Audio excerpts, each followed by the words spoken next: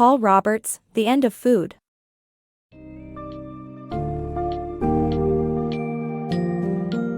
In The End of Food, Paul Roberts explores the evolution and consequences of modern food systems, from the ancient Romans to today's global food economy. This comprehensive summary unveils the complex food chain, highlighting the roles of technology, economic policies, and corporate interests in shaping the way we consume food. The multiple consequences of our current food system, such as environmental damage, waste, and nutrition concerns, are explored. As you delve into this summary, you'll learn about the challenges and potential solutions, including a shift towards more sustainable agriculture and a more informed consumer demand, in the pursuit of nourishment and population growth.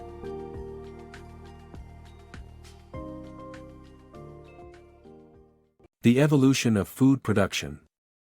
Humans have come a long way in their food production, adapting to meat as a valuable calorie source and cultivating grains like wheat, rice, and corn. The first societies that generated grain surpluses evolved into villages and towns, organizing themselves around food economies. As cities grew, they imported crops from ever greater distances, depleting nearby soils. However, modern technology paved the way for efficient food distribution and preservation, leading America to become known for superabundance. With the help of regulations and subsidies, farmers invested in transport and irrigation, becoming more profitable but less self-sufficient. This progress also spurred consolidation as conglomerates bought family farms, creating price-dictating monopolies in many sectors, including fertilizer, seeds, meatpacking and granaries. However, rewarding overproduction has negative impacts. As food gets wasted or dumped, prices drop, and crop productivity demands continuous doses of fertilizer and pesticides that pollute the environment and make food sector jobs more hazardous. The push for lower food prices creates import-dependent poor nations that can't feed their people. The rise of convenience food. The global food market has become dominated by big companies that prioritize convenience over quality. Food manufacturing companies have altered fragile foodstuffs to accommodate mass production while fast food chains, grocery retailers, and marketers drive down costs and sell processed foods at high profits. Walmart has squeezed the supply chain, driving down prices while dominating the market. As a result, Americans now spend 21% of their food money at Walmart, and this figure is set to rise.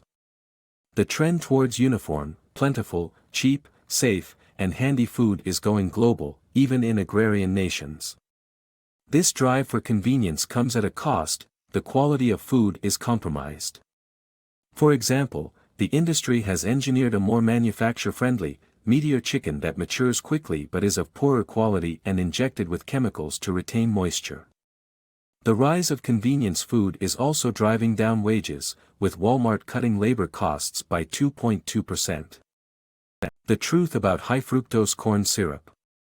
Florida Representative Juan Zapata introduced a bill to ban high-fructose corn syrup products in schools, which sparked controversy in the food industry.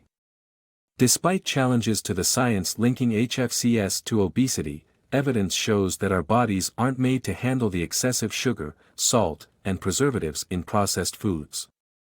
Eating smaller portions and exercising more is the best way to lose weight, but the food and diet industries benefit from a heavier population. While Zapata's bill didn't pass, this insightful book sheds light on the factors that drive the food industry and its impact on public health. The flaws of the global food economy. The foundation of the global, low-cost, high-volume, food economy is flawed. This concept relies on comparative advantage, promoting the idea of prosperity through production and sale of crops nations grow best, while importing everything else. In reality, this free trade view consolidates farm sectors globally, posing practical flaws. Companies like VegPro and Kenyan smallholders cannot pass their fuel cost increases to retailers, leading to margins dictated by those with the least. The policy of restructuring foreign debt for modernization came at the expense of agriculture and farm subsidies. Rising middle-class populations in China, India, and other emerging markets are redrawing the global food axis, and connecting to rising producer nations, like Brazil and Argentina. While current policy is shifting towards direct aid for farmers, emphasizing local and regional markets, independent food security, and fair prices for farmers, the global food system has a long history of externalizing costs, including farm subsidies. The global food economy. With the advent of the global food economy, food poisoning caused by bacteria has become harder to trace and virtually impossible to prevent. Strains of bacteria like Salmonella have become more opportunistic due to livestock being treated with low doses of antibiotics, creating resilient strains of bacteria. The acid-resistant nature of E. coli has also increased due to cattle being fed a corn-based diet. Pathogens thrive in certain herds and conditions, but the industry has resisted regulation. However, changing a cow's diet before slaughter would lessen the risks. The Western model of ever-increasing yields is also unsustainable due to the environmental and social costs of industrial farming. To address the issue, people must eat less meat and embrace more sustainable farming methods. Genetically modified foods limitations. Genetic modification has been used to manipulate genomes and transfer genes from one species to another to increase good traits like hardiness. However, they can act unpredictably and cause problems in the second generation. Chemical companies have been buying seed markets and patenting seeds, which restricts farmers from saving them for future use.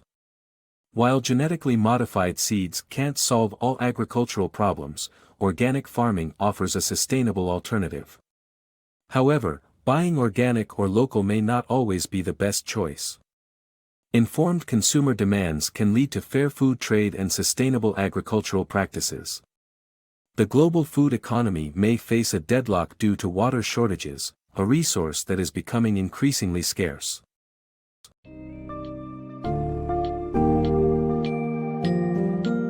Paul Roberts' The End of Food ultimately reveals the flaws and threats hidden within our modern food system. The book discusses potential solutions, from organic farming to informed consumerism, for a more sustainable future. The various factors contributing to the unsustainable nature of our global food economy, including the reliance on cheap oil, overproduction, and questionable agricultural practices, need urgent attention. As the summary comes to an end, readers are left with a deeper understanding of the intricate workings of the food systems that impact our daily lives, the environment, and global food security. We are called to support sustainable agricultural practices and become more informed about the sources and consequences of the food we consume.